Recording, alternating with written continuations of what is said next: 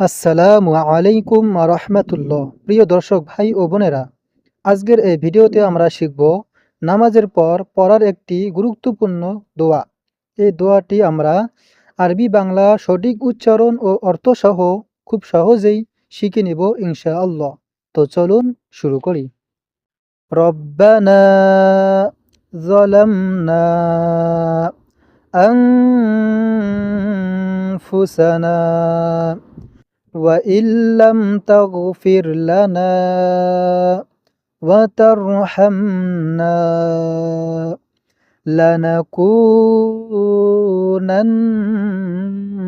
من الخاسرين।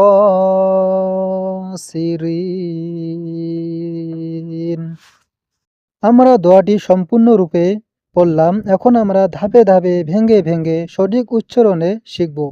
আমরা অনেকেই বলি রাব্বানা, রাব্বানা বলা যাবে না, বলতে হবে রব্বানা রব্বানা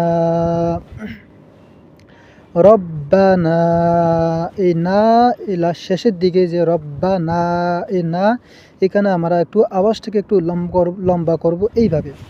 রব্বানা যালামনা যালামনা যালামনা ربنا ظلمنا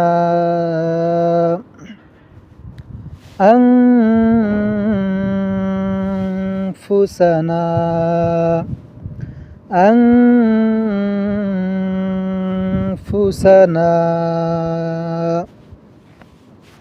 وإن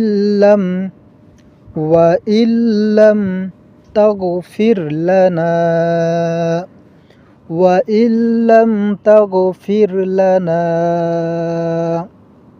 وترحمنا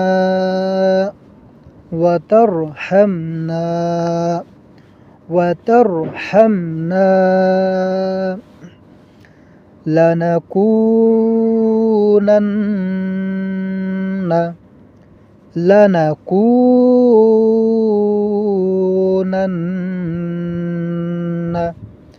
من الخاسرين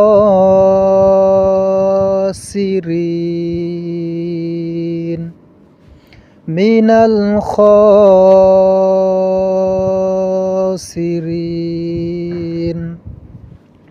من الخاسرين।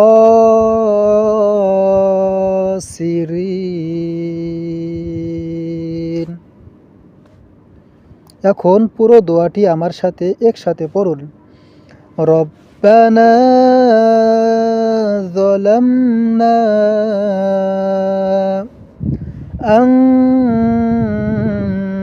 أنفسنا وإن لم تغفر لنا وترحمنا لنكونن من الخاسرين।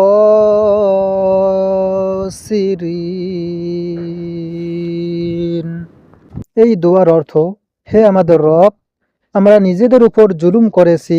আপনি যদি আমাদের ক্ষমা না করেন এবং আমাদের প্রতি দয়া না করেন, তবে অবশ্যই আমরা ক্ষতিগ্রস্তদের অন্তর্ভুক্ত হয়ে যাব। কখন ও কেন পড়ব এই দোয়াটি আমরা আসুন জেনে নেই।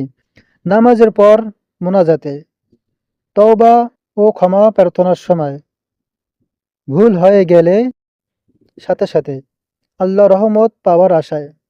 এই দোয়াটি হযরত আদম আলাইহিসসালাম ও মা হাওয়া আলাইহিসসালাম পড়েছিলেন।